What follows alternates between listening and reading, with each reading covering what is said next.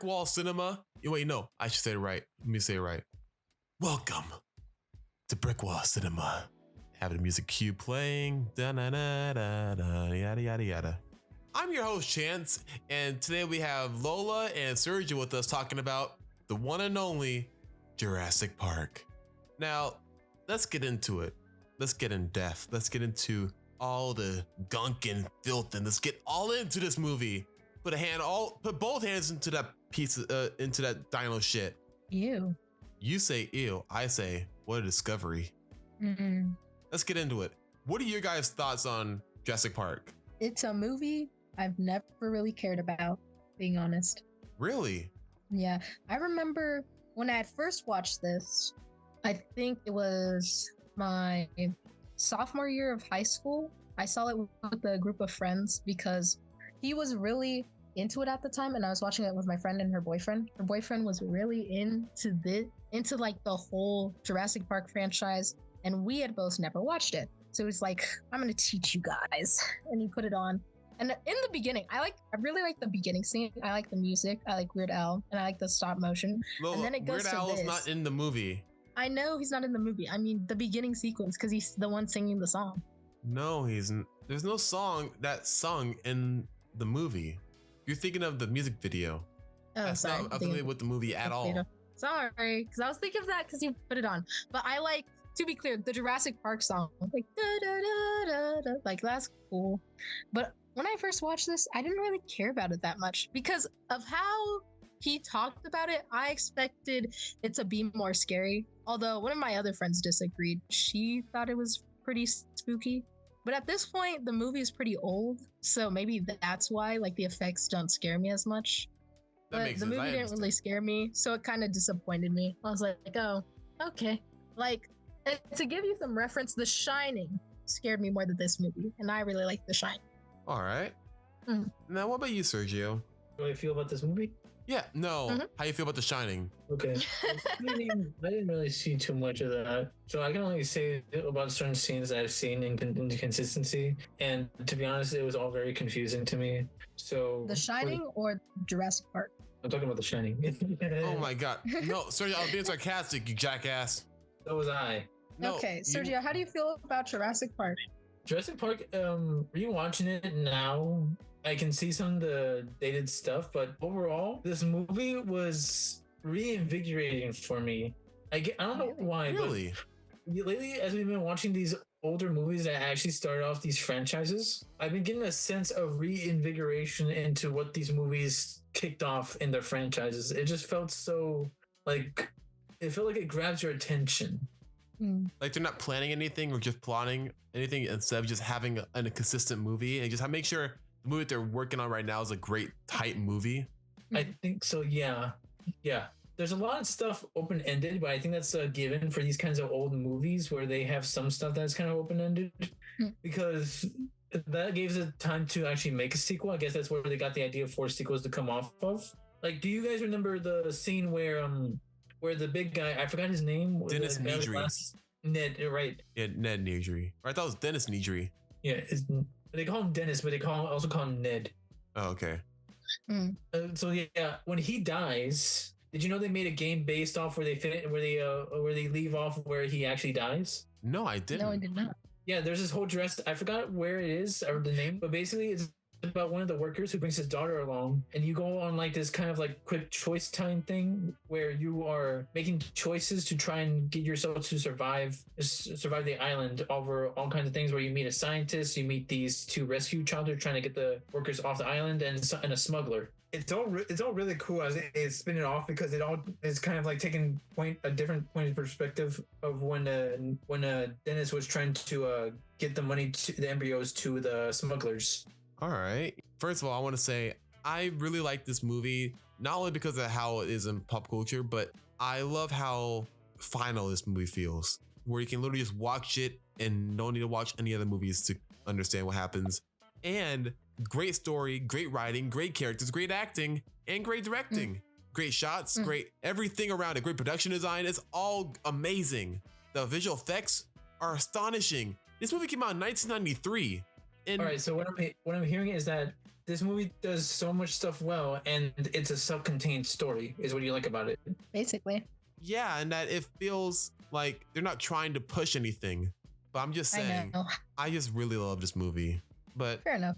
then again, I have some notes. Which are? Are we going into notes now, I guess? Is there anything else we need to talk about? No, I'm good. I got how I feel about it. The last thing I would say about it right now is while the whole the other dinosaurs like break out, the whole time I'm thinking, at this point, you understand, like you're a scientist, you understand that there are like the herbivores and carnivores. With that being said, why would you revive the carnivore dinosaurs as well? That's really dumb. The whole time I'm thinking, why didn't they just revive the herbivores? Like the Bronchiosaurus, like that's a generally peaceful animal that probably wouldn't go out of your way to hurt you because they don't eat meat in general. Oh, actually, I have a headcanon for that. You do? What is your headcanon?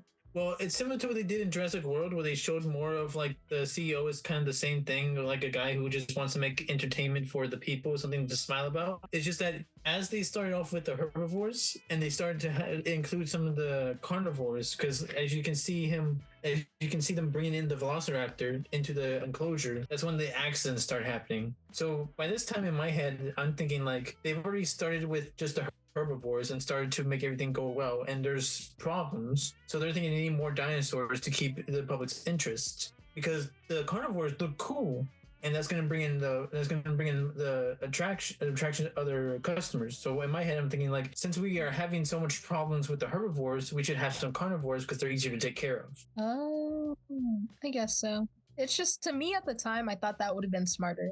That way you're not endangering yourself and other people. Because clearly the electric fences didn't work at all. True, they did. Obviously, they didn't know that yet, but I'm just saying. Yeah, it's just that it was all of like certain circumstances that just led to a really big downfall. Because to be honest, it all started when this guy just got greedy. Like, just Nandri just got greedy and he just wanted more money. Yeah. And also that the fact like they weren't as prepared as they could have been for the carnivores breaking out, because they didn't have procedures just yet. Because as we remember from the control room, as they were going through the park for the demo, saying like, we are still having lots of problems, like all the problems that you would have with an amusement park for safety, and all the problems with taking care of the animals for a zoo.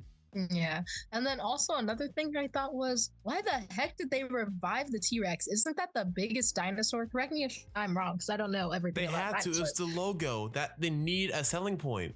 That's true, but it's not the biggest thing. I guess, because when everybody thinks about dinosaurs, that's the first thing you think about is a T-Rex. That's their Mickey Mouse. That's their Mickey Mouse. Yeah. That is not the biggest dinosaur, because the biggest dinosaur they would have would be the Brachiosauruses. Oh my God, Sergio, we're just saying. Right? Yeah, I'm just answering.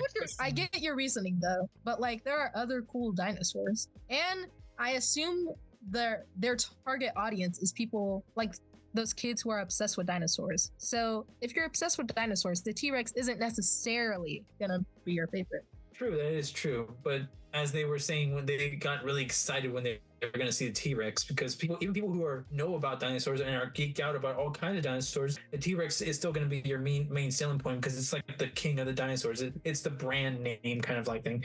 It's like when someone walks around with like a designer bags or something like that. That always gets your attention. It might not be the thing that you like the most, but it gets your attention. That's true. No, that's a fair point. Yeah. All right, let's go into notes. So, who's your favorite character out of the movie? I think my favorite would be Dr. Alan Grant. At first, when I was younger, I think it was just more of the fact that his aesthetic just reminded me a lot of Indiana Jones. Is it the hat? Yeah, the hat, and also because of like he's a rugged like explorer. But I just liked his story arc throughout this movie, where he is like a very kind of like reserved and kind of like serious like paleontologist, where he takes his work very seriously. He's fascinated by all this stuff, but he's a very serious kind of scientist. And then as time goes on, and as he spends time with the kids, you see like him start to develop this father-like nature and father-like attitude towards the kids, and I just like that kind of part. But I also did like the doctor was Hammond. John Hammond. I just like to what? John Hammond, played by Richard Attenborough. Right. John Hammond, because I just like to think like there's there's people like him who want to use their resources to bring something into the world that no one's ever seen to make someone happy. Because I like the similarities that he made between this park and his flea circus, where he tried to make people happy by giving them something to be happy about, but he didn't want it to be an illusion like how he did with this first flea market. And I was like, wow, that's a very interesting kind of way of looking at this. And I'm like, that's cool. I like seeing that. And I like seeing that being portrayed in this kind of character. I think my favorite character was Ray. I really liked Ray Arnold. He was cool. Because one, Samuel L. Jackson. Samuel L. Jackson's character. Remember when he says, hold on to your butts? Like when he's trying to reboot the park system. I really liked that line and I thought that was funny. Oh, you know that he actually made a reference to that line in Kong Skull Island. He did? Not him. Yeah. Someone else said that. No, Samuel L. Jackson said that in Kong Skull Island when they were about to take helicopters. No, he didn't. Yeah, he does that. No, it was a pilot that said that. No, that was Samuel L. Jackson. I beg to. No, he didn't. We can go back to the video. Come on. Fine, I am. Jackass, making me do more work when I start editing. Have to get a clip of the movie now. Thank you. We can just do it after. To be fair, you're the one who started this podcast. Therefore, if you wanted to assign jobs to us, you could have. Although, to be clear, I think you should be the editor because you know how to edit. I'm just saying. You could have told Sergio, you can do this. He wouldn't do. He's like, when will I have the time to do it? Oh. You know, I can just look it up and send it to you guys on a Discord, right? No, you're not gonna. You could. See. So then you want to make more work for yourself. No, then fine. Sergio Do it. said he could have. I can find it faster than him, though. Because you're already on it. Exactly. No shit. Okay. Because I bought the fucking movie. I'm gonna show it. It is time once again for the Griffin and Ant Show. As usual, remember, hold on to your butts. Robert, the game warden, is like outmaneuvered by the Velociraptor. And it's like he realized that he was going to be taken down. And he just says, clever girl. Like he already knew it's over. Yeah, that was good. He just accepted it. That's cool. Let me think. I think my favorite would just be the iconic T-Rex versus Velociraptors. It's a really good. It's just a really good scene where like you see kind of like how just the instincts to become top predator just kind of take over, and seeing this fight between the Velociraptors and T-Rex. It's just a really cool scene. Yeah, it is. I like how I think it's right after that when like their banner fell, the when dinosaurs ruled the world. I thought that was cool as well. It was a really good shot. Mm-hmm. Oh, by the way, did you know, I think there was a book about Jurassic Park where it's supposed to be a lot scarier. Yes, I've heard about the book. I haven't read it though, but I heard it's very, very scary. A lot scarier than the movie. It's supposed to be pretty good. Yeah. Do you think you plan on reading it, Sergio? No, I wasn't sure where to find it, but I did see a video like kind of like demonstrating how it would be if they actually used the information from the books to actually make the scene, and it would be a way scarier because everything would be dark and you can only see the eyes. Ooh, that would have been cool. I think that's what they're gonna go for with the new Jurassic World Rebirth kind of angle, because from what I saw, like it's gonna be a lot more like death-defying and kind of like a kind of dangerous kind of angle, which is what they did sort of in which one was it? In Jurassic Park, I think it's in the second one. No, in the third one, where they kind of like are on a journey trying to save the kid from the dinosaurs. I'm tired of kids and fucking. If they do follow the book, that'd be really cool. I'm back, bitches. You thought I left? I'm sorry, I didn't even call you bitch, Lil. I'm calling Sergio a bitch. You said bitches. No, Yeah, you said plural. I didn't mean. You know what? No. Lola, I did not mean that at all. I cannot stress that enough. That's not what I meant. I meant as in the phrase. There's a common phrase. Okay. Oh my god, I'm so sorry, Lola. I did not mean that. Okay. I love you. I do have one thing to say about. No. We're not done with that. We're not done with that. No, Lola. Yes. I'll treat you very nice on Valentine's Day. I can't wait to see you. Oh, Jesus, guys, get a room. No, I mean, I'm gonna get her a gift, you jackass. Sergio, he's recording a video right now. Why would he mean it that way? Yeah. That is crazy. I'm gonna give her a sweet treat. Yeah, you guys are gonna be affectionate, like public displays of affection. Get a room. Sergio, you know couples hug, right? You know couples hold hands. You're aware. Yeah. No, he's only aware of the hard R stuff you can't see on public television. Like the hard stuff. I'm talking about public displays of affection, like kissing and just holding hands and being. But we're not even kissing right now. How would that work?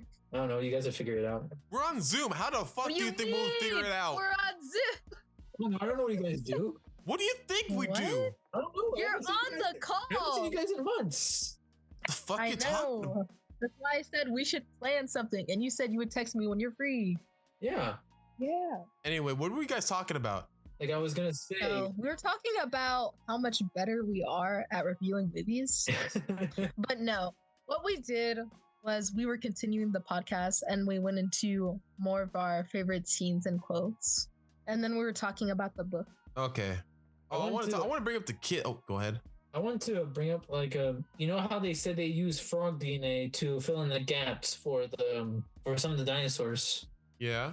I was thinking like, why is they used frog DNA? Dude, how the hell do we know? I don't know. No, I just wanted to get you guys questioning that because there are a bunch of other modern day animals, such as lizards and birds, that they mention in this movie that are more related to these dinosaurs than frogs. So then, I guess it got me questioning why did they use frog DNA, but I guess it was just a plot device because, as they said, that there's certain types of frogs that are able to change their gender depending on the population. Oh, okay, gotcha. So that's what I think, that they just used frogs as the general thing to fill in the gaps with, besides using like actual animals that were related, they're like descendants of the species. Oh, yeah, I guess so. That makes sense. But that is a good question. It really is. Aren't like apparently dinosaurs connected to chickens? No, apparently? birds. Well, they're T-Rexes. They are connected to chickens. Oh, T-Rexes specifically. Yeah. Gotcha. And then bird. there's what was it? A rhino is more towards a Pachysaurus or like a Triceratops or something like that. Yeah, Triceratops. Yeah. So yeah, that's why I asked that earlier, because there's a bunch of like animals that are different species that they could have used to fill in the gaps. But I think they mentioned the frog specifically, and they only use that because to putting the plot device where they can breed. Yeah. Okay.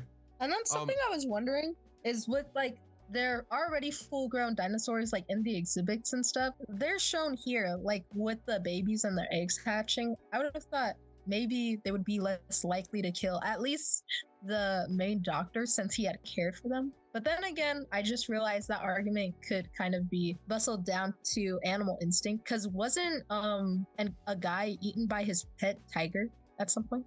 Yes, that has happened several times before. But yeah. it's So I guess it makes sense why they would attack him. yeah, but I think they also explained that in one of the other movies, where Fallen Kingdom, where it showed Chris Pratt's character Owen Grady, where he showed him being like showing the weakness, like crying, fake crying. You can see like the other raptors try to attack him, except for Blue, who tries to sympathize and try to comfort. So I think it's more like, yes, they do imprint and they do react a certain way to the ones they believe to be like parents of some. But the animal instinct is to try and dominate and try and be in charge and survive. So for them, I think it's more of like they recognize them, but these are the people who they're interacting with right now. They have no idea who they are, and they just see them as food. All right. Like Dr. Hammond, he says that he's there for almost every animal's birth, so they imprint on him. So I don't think they would attack him more likely. But since the other ones haven't seen them before, they're more likely to attack them. All right. I want to mention my favorite scene. My favorite scene was with Alan Grant talking to a little boy. I forgot his name, and him's like, "I read your book. Yeah, okay. Hey, what car are you gonna sit in?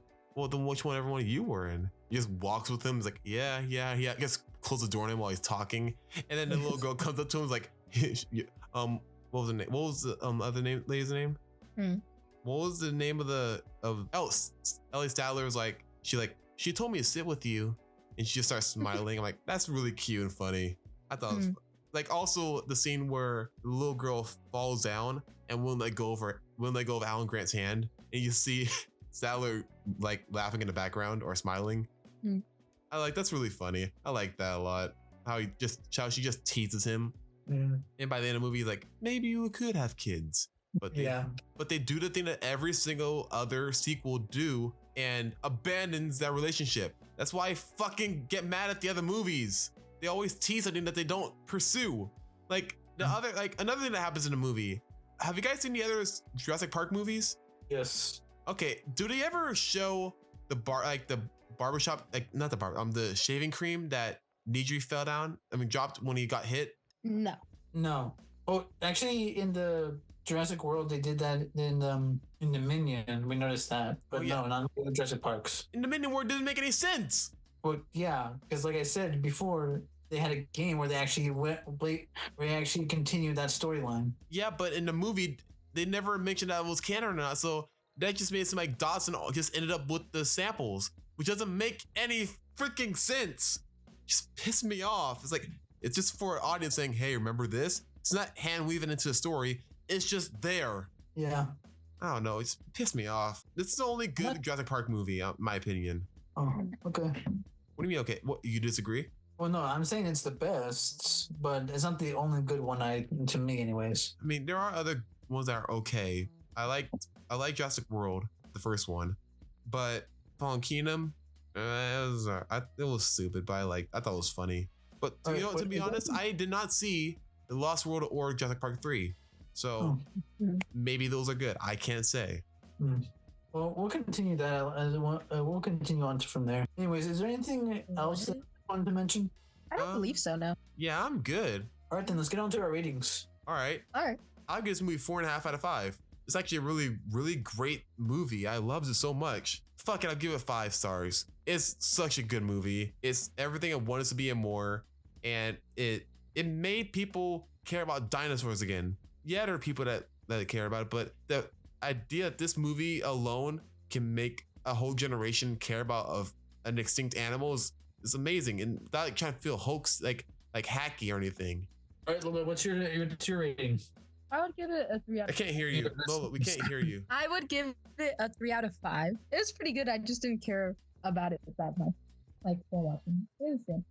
Oh, okay. Well, for me, I think I would also give it a 5 out of 5. I also cannot think about anything wrong with this movie because once you watch it, it's like you get this tingle to see more of the dinosaurs. Like, it's just so fascinating. Yeah, I mean, yeah, I agree with you wholeheartedly, Sergio. Basically, you and me, Chance, are basically like that one scene from Ted where they see Jurassic Park for the first time. What? Yeah, they see Jurassic Park for the first time in Ted, the show.